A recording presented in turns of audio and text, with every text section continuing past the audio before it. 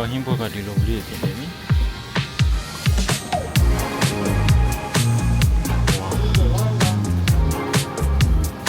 ဝါမိုင်းကျွန်တော်ဟင်းဘောတွေမိုင်းနေပြီပန်းလေးကပန်းလေးကပန်းတိုင်းပန်းလေးတော့မျိုးမီဒီယာတော့မသိဘူးမျိုးမီဒီယာတော့များ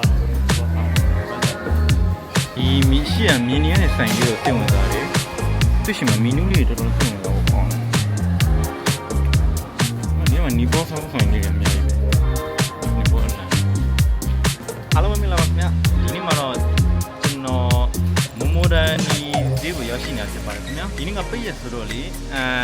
ဒီတိုင်းပဲညနေစာလေးစားရင်းနဲ့ဒီဈေးကိုရောက်ရှိနေတာဖြစ်ပါတယ်ခင်ဗျာကဲကျွန်တော်လည်းတို့ဈေးထဲမှာဘာတွေရှိမလဲဆိုတာချက်လိုက်ကြည့်အောင်ခင်ဗျာ